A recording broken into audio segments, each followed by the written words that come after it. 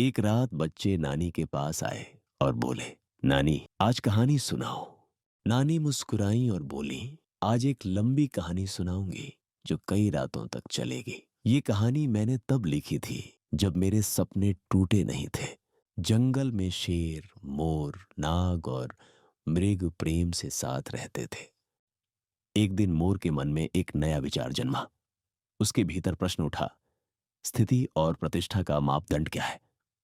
उसी विचार के साथ वह नाग के पास गया और प्रस्ताव रखा कि वे साथ नृत्य करें। नाग ने सहमति दी। दोनों आनंद में मग्न होकर नृत्य करने लगे। उसी समय अनजाने में चूहा वहां से गुजरा और उसका पैर नाग की पूंछ पर पड़ गया। नाग क्रोधित हुआ और चूहे के पीछे दौड़ा। भय से व्याकुल चूहा भागकर गणेश के पास पहुंचा और संरक्षण मांगा। तभी आकाश में घने बादल छा गए। भ्रम और भाग दौड़ के बीच चूहे की पूंछ कट गई। उसकी छोटी सी भूल ने स्थायी चिन्ह छोड़ दिया था। दूसरी रात में कथा पुनः आरंभ होती है। कार्तिकेय प्रणाम करते हैं। उसी समय गणेश चिंतित दिखाई देते हैं। शिव ध्यान में लीन होते हैं और चूहा धीरे धीरे उनकी ओर बढ़ रहा है। उसकी पूंछ घायल है। चूहा कहता है कि वह नाग से भयभीत था। उसका कोई दुष्ट इरादा नहीं था, वह केवल सुरक्षा चाहता था। शिव नाग को बुलाते हैं। फिर मोर और सिंह को भी बुलाया जाता है। सभी उपस्थित होते हैं। मोर स्वीकार करता है कि वह नाग के साथ नृत्य कर रहा था, पर परिणाम की जिम्मेदारी नहीं लेता। शिव गहन चिंतन करते हैं। वे देखते हैं कि भय बढ़ रहा है, शक्ति का दुरुपयोग हो रहा है। चूहा भावुक होकर पूछता है, यदि छोटे प्राणी सदा भय में जिएंगे तो उनका अस्तित्व कैसे रहेगा। शिव का स्वर दृढ़ हो जाता है। अन्याय को बढ़ने नहीं दिया जा सकता। पहली रात असंतुलन का जन्म थी। दूसरी रात उस असंतुलन की नैतिक पहचान थी। जंगल तंत्र की संपूर्ण कथा की जड़ें यहीं स्थापित होती हैं। तीसरी रात हिमालय की श्वेत निस्तब्धता में सिंह, नाग, मोर और चूहा उस जंगल की सीमा पर पहुंचे जहां शक्ति को व्यवस्था में बदलना था। सिंह ने कहा, बिना नियम शक्ति अराजकता बन जाती है। समाज दायित्व की स्पष्टता पर टिकता है। चूहा झुका, बोला, वह छोटा है, साधारण है, उसे न्यूनतम कार्य दिया जाए। तब सिंह ने स्मरण कराया, जो गणेश का वाहन रहा वह तुच्छ नहीं। सहनशीलता ही संरचना का आधार होती है। नाग ने विष और देव समीक्षा को अपनी सत्ता बताया। मोर ने रूप और आकर्षण को नेतृत्व का अधिकार माना। सिंह बोला, शक्ति सापेक्ष है, हर बल के ऊपर कोई और बल होता है। तभी आक्रमण का समाचार आया। युद्ध भूमि पर शत्रु मृत था, अवसर जीवित। लौटकर सिंह ने विजय घोषित की और भय ने सत्य से पहले विश्वास कर लिया। श्रेणियां बनी। शासन सिंह के पास रहा, शांति मोर को, विनिमय नाग को और अदृश्य तंत्र चूहे को सौंपा गया। घोषणा हुई, जंगल तंत्र समानता सिद्धांत बना, पर सत्ता केंद्र में ही रही। इतिहास जानता है, हर तंत्र की अंतिम परीक्षा समय ही लेता है। चौथी रात जंगल तंत्र की स्थापना को अधिक समय नहीं बीता था, पर जंगल की हवा में एक नई बेचैनी उतर आई थी। मोर और नाग दोनों ही इस अस्थिरता से व्याकुल थे। कई रातों से उनकी आंखों में विश्राम नहीं था, और जब किसी प्राणी की नींद टूटती है उसका विश्वास भी डगमगाने लगता है। अंततः वे साथ चले, स्वभाव से शिकारी और शिकार, पर आज एक ही दरबार की ओर। सिंह ने उन्हें साथ देखा, आश्चर्य हुआ, फिर कठोर मुस्कान। मोर और नाग एक साथ। मोर आगे बढ़ा, बोला, समानता की घोषणा शांति नहीं लाई, बल्कि भय ले आई है। चूहे को आवश्यकता से अधिक महत्व दिया जा रहा है और पुरानी शक्तियां स्वयं को असुरक्षित अनुभव कर रही हैं। नाग ने समर्थन करना चाहा, पर सिंह दहाड़ा, मैं केवल एक की बात सुनता हूं। संकेत हुआ, नाग बाहर चला गया। अब सिंह बोला, जंगल तंत्र का संविधान होगा, जंगल के लोगों का, लोगों द्वारा, लोगों के लिए। मोर ने पूछा, किस भाषा में। सिंह मुस्कुराया, जंगली भाषा में। और उसी क्षण शब्दों से अधिक सत्ता की मंशा स्पष्ट हो गई। पांचवीं रात का आकाश शांत था, पर सिंह का मन अशांत। नाग से हुई पिछली बातचीत उसकी चेतना में गूंज रही थी। सत्ता की ऊंचाई के साथ उसकी छाया भी उसे भयभीत करने लगी। उसे लगा जैसे अदृश्य शत्रु उसके चारों ओर आकार ले रहे हों। अशांति में उसने मोर को बुलाया और अपने भय को प्रकट किया। मोर ने नाग को तुच्छ बताकर चिंता कम की, पर संकेत दिया कि असली खतरा भीतर से भी हो सकता है। नाग और चूहा दोनों से। संवाद राजनीति की ओर मुड़ा। मोर ने प्रस्ताव रखा, जंगल के लिए संविधान बने।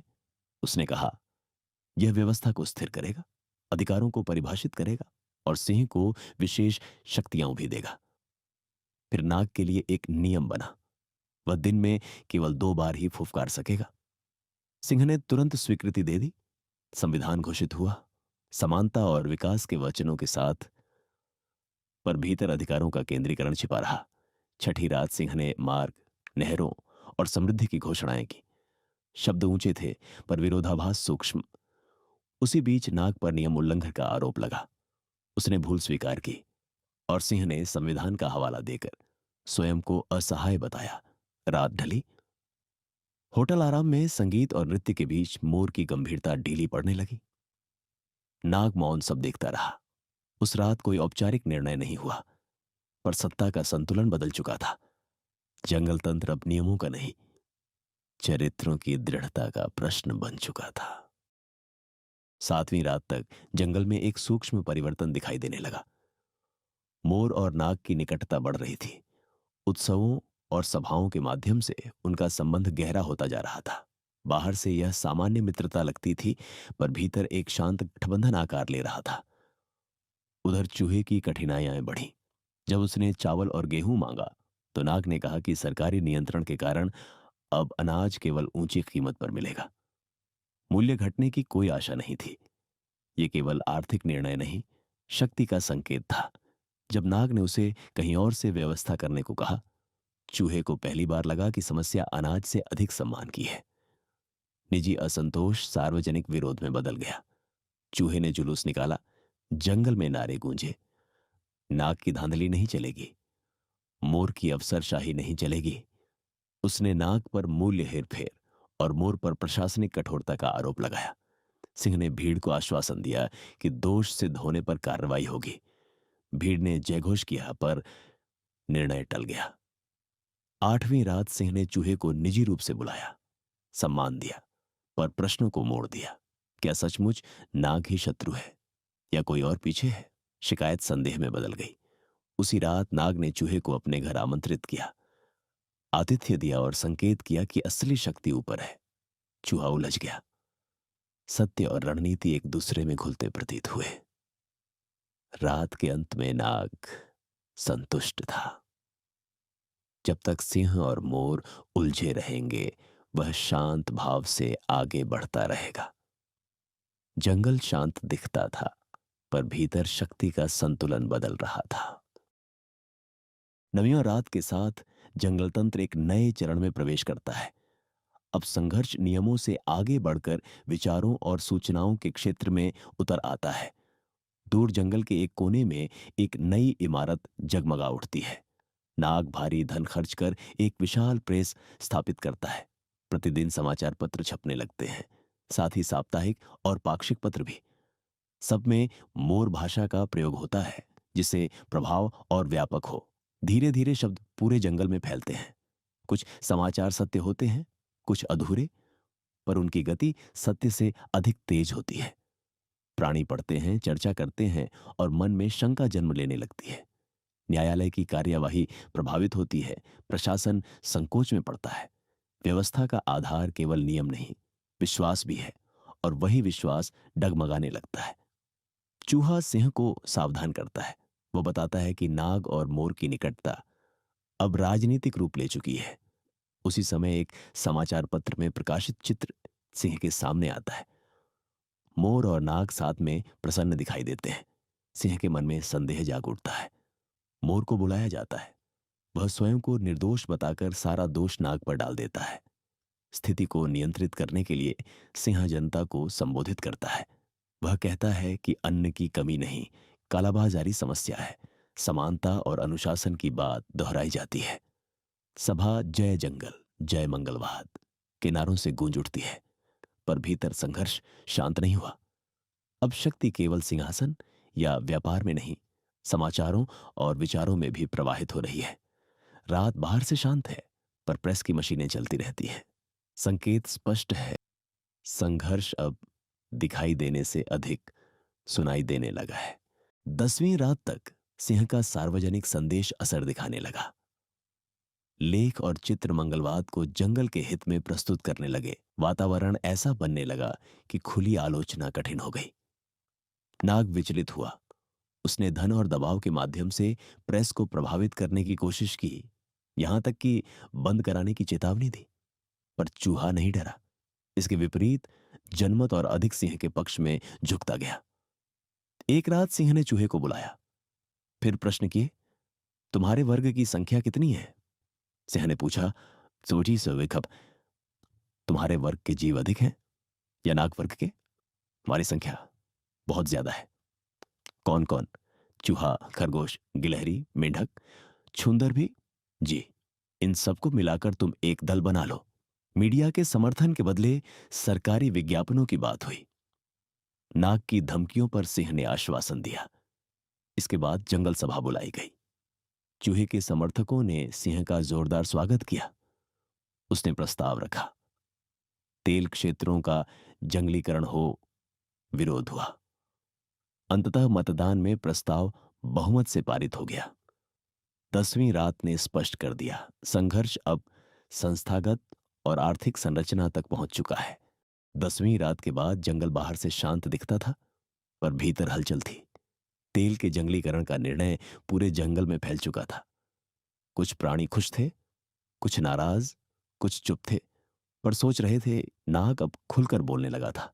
वह कहता, यह सब ठीक नहीं, उत्पादन रुकेगा, व्यवस्था बिगड़ेगी। चुनाव पास आ रहे थे। सिंह शक्तिशाली था, पर उसके मन में हल्की चिंता भी थी। विरोध छोटा हो, फिर भी अनदेखा नहीं किया जा सकता। एक रात उसने मोर को बुलाया। महल में दीप धीमे जल रहे थे। सिंह ने पूछा, तैयारी कैसी है? मोर ने कहा, सब संभाल लूंगा। प्रचार होगा, प्रतिद्वंद्वी कमजोर होंगे। सिंह ने कहा, जो हमारे खिलाफ बोले उसे नजरअंदाज करो।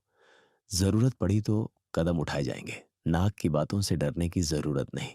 कुछ ही दिन बाद जंगल सभा फिर बुलाई गई। सिंह ने मंच पर खड़े होकर कहा, जंगल सबका है, संसाधन सबके हैं, कुछ हाथों में धन क्यों जमा हो। भीड़ सुन रही थी। कुछ सहमत थे, कुछ असहमत। विरोध की आवाजें उठी। सरकार सब संभालेगी तो काम कैसे चलेगा? तेल निकालना आसान नहीं। बहस हुई, मतदान हुआ, फैसला फिर सिंह के पक्ष में गया। सभा समाप्त हुई, लेकिन कहानी यहीं नहीं रुकी। एक दिन नाग स्वयं सिंह के सामने आया। वह शांत था। उसने कहा, गलतफहमी हुई, मैं विरोध नहीं, सहयोग चाहता हूं। उसने प्रतीक रूप से संसाधन रखे। सिंह ने उसे स्वीकार किया। सबके सामने उसकी प्रशंसा भी की। नाग हारकर बाहर नहीं गया। वह व्यवस्था के भीतर जगह बना चुका था। संघर्ष अब टकराव से समझौते में बदल गया। 12वीं रात आई। चुनाव और पास थे। सिंह ने मोर से पूछा, जीत पक्की है ना? मोर ने कहा, एक समस्या है, उम्मीदवारों को गाड़ियां चाहिए, जंगल में इतनी नहीं है। फिर उसने योजना रखी, सरकारी और सेना की पुरानी गाड़ियों को बेकार घोषित कर दो, उन्हें नीलाम करो। सिंह का भतीजा उन्हें सस्ते में खरीद ले, फिर वही गाड़ियां दल को ऊंचे दाम पर दे दी जाए। लाभ भी, नियंत्रण भी। सिंह पहले चुप रहा, फिर धीरे से बोला, ठीक है, देख लो। अब जंगल में न्याय की बहस कम थी, तैयारी ज्यादा थी, रणनीति ज्यादा थी। जंगलतंत्र अब केवल सपना नहीं था, वह एक तंत्र बन चुका था, गहरा, संगठित और भारी। 12वीं रात के बाद जंगल में चुनाव की हवा खुलकर बहने लगी। पेड़ों पर पोस्टर थे, दीवारों पर नारे, हर ओर मंच सज रहे थे। जंगल अब विचारों का मैदान बन चुका था। नदी किनारे गुफा के पास कुछ प्राणी बैठे थे। खरगोश ने पूछा, कौन जीतेगा? गिलहरी बोली, जहां दल, पैसा और मुकाबला हो वहां अनुमान कठिन होता है। जिसके पास तेल है वह आगे रहेगा, पर जीत के लिए मनाना भी पड़ता है, डर दिखाना भी। ऊपर पेड़ पर बैठे गिरगिट ने कहा, जंगल में कोई अकेला नहीं जीतता, साथ जरूरी है। सिंह के पास मोर है, और अब नाग भी उसके पास है। लोमड़ी और लकड़बग्घा भी उसके साथ खड़े हैं। नेवले ने कहा, अगर सिंह सही है तो खुलकर समर्थन क्यों नहीं? गिरगिट बोला, अंधा समर्थन ठीक नहीं, सोचना चाहिए कि जंगल का भला किसमें है। नेवला बोला, सिंह ने बड़े कदम उठाए हैं। गिरगिट ने पूछा, अगर सब बराबर हैं तो कुछ को बेहतर सुविधा क्यों मिलती है? कुछ दरवाजे सबके लिए खुले क्यों नहीं? फिर उसने शांत प्रश्न छोड़ा, चाहे नाग जीते या सिंह, आम प्राणी को क्या मिलेगा? कोई उत्तर नहीं आया। भीड़ गंभीर हो गई। 13वीं रात में कोई निर्णय नहीं हुआ, पर एक परिवर्तन हुआ। जंगल सोचने लगा, और जब सोच शुरू होती है, विभाजन भी गहरा हो जाता है। 14वीं रात की शुरुआत विजय के शोर से हुई। चुनाव परिणाम घोषित हुए। सिंह विजयी हुआ। जंगल सभा में उत्सव मनाया गया। मालाएं पहनाई गईं, प्रशंसा के गीत गाए गए। अखबारों ने उसे दूरदर्शी और शक्तिशाली नेता बताया। कहा गया कि चूहे के समर्थन के बिना यह जीत संभव न थी। समर्थकों ने इसे सिंह की शक्ति का प्रमाण माना। पर उत्सव की छाया के पीछे कठिनाई उभरने लगी। छोटे प्राणियों को अनाज कम मिलने लगा, दाम बढ़ने लगे, नियंत्रण का कोई स्पष्ट चिन्ह नहीं था।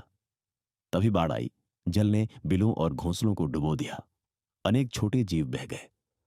प्रशासन तैयार नहीं था। प्रतिनिधि सिंह के पास पहुंचे। हानि गंभीर थी। सिंह ने पहले इसे प्रकृति का नियम कहा, फिर राहत की बात स्वीकार की।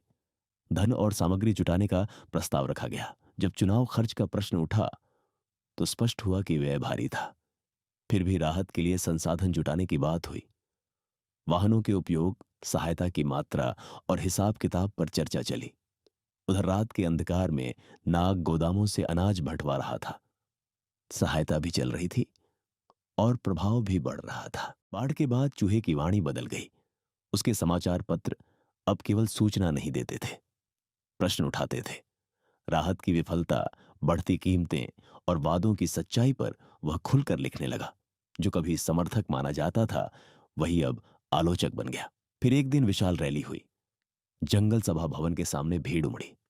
नारे गूंजे, धोखाधड़ी नहीं चलेगी, भाई भतीजावाद, मुर्दाबाद, रिलीफ का नाटक बंद करो। सिंह सामने आया। उसने कहा, आरोपों से वह आहत है, जांच होगी। यदि भ्रष्टाचार मिला तो कार्रवाई होगी। कुछ ने उसका समर्थन किया, पर असंतोष शांत नहीं हुआ। सभा के बाद उसने मोर से पूछा, क्या चूहा अब पूरी तरह विरोध में है? मोर बोला, वह खुले मंच पर अपमान करता है। सिंह ने कहा, संविधान बोलने की आजादी देता है। पर फिर नाग को बुलाया गया। नाग ने शांत स्वर में कहा, चूहा अकेला नहीं है, वह जनमत को प्रभावित करता है। उसे दबाना आसान नहीं। तनाव बढ़ता गया। 16वीं रात में चूहे के विरुद्ध सरकारी आदेश आया। उसने कानूनी चुनौती दी। साथ ही लेखों में सिंह की नीति, नाग की भूमिका और मोर की कठोरता पर तीखे प्रश्न उठाए। जंगल दो हिस्सों में बंटने लगा। समर्थन और विरोध दोनों सड़कों पर थे। सिंह ने बैठक बुलाई। कहा, यह केवल आलोचना नहीं, जंगल पर हमला है। फिर घोषणा हुई, जंगल सुरक्षा कानून लागू होगा। व्यवस्था के विरुद्ध तत्वों पर कठोर कार्रवाई होगी। सुरक्षा बल मजबूत किए जाएंगे। जंगल को एकजुट रहना होगा। सुरक्षा अभियान के बाद जंगल में एक नया उत्साह फैल गया। प्राणी खुलकर धन देने लगे। सिंह अब केवल शासक नहीं, एकता का प्रतीक बन गया। जहां वह जाता, स्वागत होता। सीमाओं पर युद्ध चल रहा था, लंबा, कठिन और रक्तमय। अनेक सैनिक गिरे, पर अंततः घोषणा हुई, जंगल विजयी हुआ। सभा में सिंह ने कहा, यह केवल सेना की जीत नहीं, सत्य की जीत है।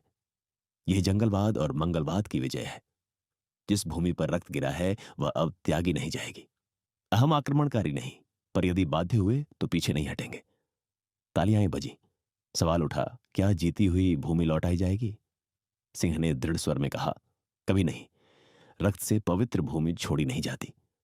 विजय के बाद उसका स्थान और ऊंचा हो गया। आलोचक मौन पड़ने लगे। भीड़ में उत्साह था, पर कुछ मनों में संदेह भी। एक दिन चूहा बाजार गया। वहां सोने के लॉकेट बिक रहे थे। नाग वहीं खड़ा था। चूहे ने पूछा, यह सोना कहां से आया? नाग ने कहा, खरीदना है तो खरीदो। चूहे ने पहचाना, ऐसा ही एक लॉकेट उसने सुरक्षा निधि में दान दिया था। क्या दान का सोना बाजार में बेचा जा रहा है? वह एक लॉकेट लेकर सीधे सिंह के पास पहुंचा। उसने उसे सामने फेंक दिया और पूछा, यह क्यों बिक रहा है? सिंह ने पहले इसे भ्रम कहा, पर जब चूहे ने कहा कि यह वही दान है, तो सिंह का चेहरा कठोर हो गया। उसने पूछा, कहां देखा? चूहे ने स्थान बताने की बात कही। क्षण भर को क्रोध उभरा।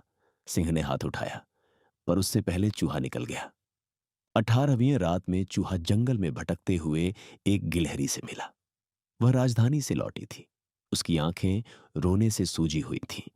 उसका बेटा युद्ध में मारा गया था।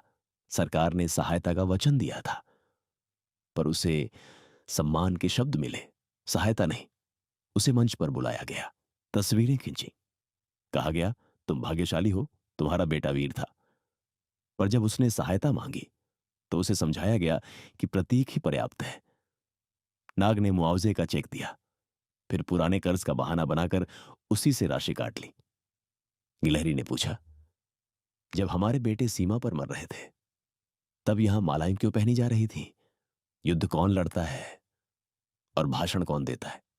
उसे खबर मिली कि अब समझौते की बात चल रही है। यदि भूमि लौटानी है तो बलिदान का अर्थ क्या था? उसने चेतावनी दी, यदि समझौता हुआ तो माताएं चुप नहीं रहेंगी। इतना कहकर वह टूट गई। 19वीं रात तक यह पीड़ा जनक्रोध बन गई। खबर फैली, जंगलपति और जंगलिस्तान का प्रमुख वार्ता करने वाले हैं। जुलूस निकला, गिलहरी आगे थी। नारे गूंजे, जहां हमारा खून बहा है वह धरती हमारी है। संधि का नाटक बंद करो। भीड़ महल तक पहुंची। मोर ने रोका, अब मुलाकात संभव नहीं। अंदर शांति वार्ता चल रही है, बाहर आक्रोश था। अंदर संवाद। सिंह और जंगलिस्तान का प्रमुख आमने सामने बैठे। कहा गया, जनता का क्रोध क्षणिक है, राजनीति लचीली होती है, समझदारी यही है कि आगे बढ़ा जाए। कागज आए, बिना विस्तार से पढ़े पंजों के निशान लगाए गए। फिर दोनों ने साथ भोजन किया। घोषणा हुई, जंगलिस्तान भाई भाई, जंगल जिंदाबाद। चित्र लिए गए, तालियां बजी। बाहर वे थे जिनके घर सूने हुए, अंदर वे थे जिनके हाथों में कलम थी। समझौते के बाद शांति तो घोषित हुई, पर प्रश्न शांत नहीं हुए। चूहा अपने पत्रों में लिखने लगा, यदि रक्त बहा था तो भूमि लौटाई कैसे जा सकती है? क्या इतिहास भाषणों से बदल जाता है? सिंह चिंतित हुआ। एक चूहे को चुप कराया जा सकता है, पर विचारों को नहीं। उसने मोर को बुलाया, कहा, वार्षिक सम्मेलन होगा, भव्य, विशाल, प्रभावशाली। दिखाओ कि दल और शासन अलग नहीं है। जैसे आत्मा और परमात्मा एक हों, वैसे ही पार्टी और सरकार भी एक हों। नदी किनारे विशाल आयोजन हुआ। सिंह ने कहा, जंगल आगे बढ़ रहा है, जो विरोध करे वह प्रगति का शत्रु है। संधि शांति के लिए थी। अब व्यापार भी सरकार के हाथ में होगा, ताकि काला बाजार रुके। जय जंगल की गूंज उठी। 21वीं रात में व्यापारी नागों ने सभा की। उन्होंने कहा, हमारे अधिकार छीने जा रहे हैं। यदि सरकार ले ही रही है तो 7 दिन की मोहलत क्यों? क्या कुछ को लाभ दिलाने का समय दिया जा रहा है? अगले दिन बाजार बंद हो गए, अनाज रुक गया। सबसे अधिक कष्ट छोटे जीवों को हुआ। चूहे ने दूसरी सभा किया, कहा, यह कृत्रिम संकट है, सरकारी नियंत्रण से ही न्याय होगा। तनाव बढ़ा, हिंसा हुई, अराजकता फैली। तब मोर ने योजना रखी, 5 में से 4 पत्र सरकार का समर्थन करेंगे। एक आलोचना करेगा, पर सीमित स्थान के साथ। विज्ञापन नियंत्रित होंगे। सिंह ने आदेश दिया, तुरंत लागू करो। अब जंगल में बहस शेष थी, पर सीमित। व्यापार केंद्रीकृत, मीडिया नियंत्रित, विरोध प्रतीक मात्र, और शक्ति बलिदेह अब पहले से अधिक संगठित। 22वीं रात में घोषणा हुई कि जंगलपति स्वयं जनता को संबोधित करेंगे।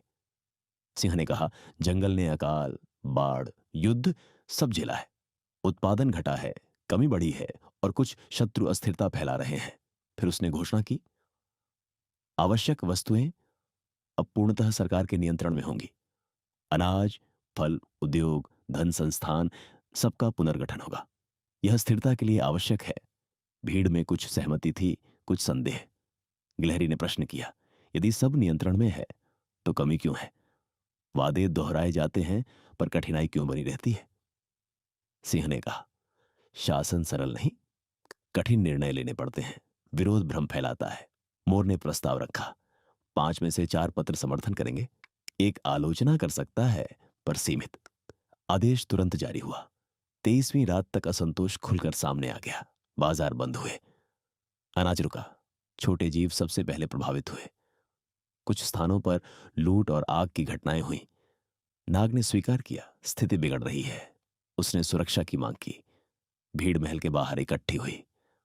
नारे गूंजे, मंगलवाद का नाटक बंद करो, सिंह की धांधली नहीं चलेगी, जवाब दो। भीड़ ने चेतावनी दी, 3 मिनट में बाहर आओ। सिंह स्वयं बाहर आया, कहा, मैं नहीं छिपूंगा। क्या करोगे? आग लगाओगे? उसने चेताया, हिंसा हुई तो बल प्रयोग होगा। मोर और नाग चिंतित थे। गिरगिट ने धीमे कहा, क्या यह उन्हीं निर्णयों का परिणाम नहीं? 24वीं रात में महल के भीतर शांति नहीं, चिंता थी। सिंह क्रोधित था। वह नाग से कह रहा था, यह चूहा लापरवाह है, खतरनाक है, उसकी बातें आग फैला रही हैं। नाग ने शांत स्वर में उत्तर दिया, उसे हल्के में मत लीजिए, वह छोटा है पर प्रभावशाली है। कभी वही आपके साथ था, उसी ने बड़े भ्रष्टाचार उजागर किए। यदि वह न होता तो जंगल पहले ही अव्यवस्था में डूब जाता। सिंह कुछ क्षण मौन रहा, फिर पूछा, अब क्या किया जाए? नाग ने कहा, सीधा दंड उचित नहीं, यदि कैद किया तो असंतोष और बढ़ेगा। सिंह ने निर्णय लिया, उसे रिहा करो, पर उस पर नजर रखी जाए। फिर नाग ने एक और बात स्वीकार की, वह स्वयं भी चूहे से भय महसूस करता है। यह सुनकर सिंह के भीतर बेचैनी और बढ़ गई। उसी समय मोर आया, कहा, जंगल का वातावरण अस्थिर है, छोटे जीव परिवर्तन चाहते हैं। क्षण भर में सिंह ने आदेश दिया, कार्यालयों में खबर फैला दो कि कुछ बंदी मर गए हैं, उनमें कुछ चूहे भी थे। रात गहरी थी, शब्द कम थे, संकेत अधिक। शक्ति पहली बार भय से संचालित होती दिखी। 25वीं रात में कथा अचानक ऊंचाई बदलती है। अब महल नहीं, हिमालय की शांति है। शिव, पार्वती, गणेश और कार्तिकेय सुन रहे हैं। शिव ने चूहे से पूछा, तुम इतने शक्तिशाली जीवों के बीच कैसे बचे रहे? क्या तुम सदा साहसी थे? चूहा मौन रहा, फिर स्वीकार किया, वह कभी विरोध करता था, कभी चुप रहता था, कभी समझौता करता था। वह निडर नहीं था, वह जीवित रहने के लिए बदलता रहा। शिव ने कहा, यदि तुम भीतर से निर्भय होते तो संरक्षण की तलाश न करते। दूसरों पर दोष लगाने से पहले स्वयं को देखो। यदि वस्त्र मैला है तो पहले उसे साफ करो। चूहा झुक गया, उसे समझ आया, बदलाव केवल व्यवस्था बदलने से नहीं आता, भीतर का साहस भी चाहिए। शिव ने उसे आशीर्वाद दिया, वह लौट चला, पर इस बार विचारों के साथ। इस अंतिम रात ने राजनीति को पीछे छोड़ दिया। सत्ता, विरोध, युद्ध, सबके बार एक प्रश्न खड़ा हुआ, क्या हम भीतर से सत्यवान हैं? जंगल की कथा यही ठहरती है।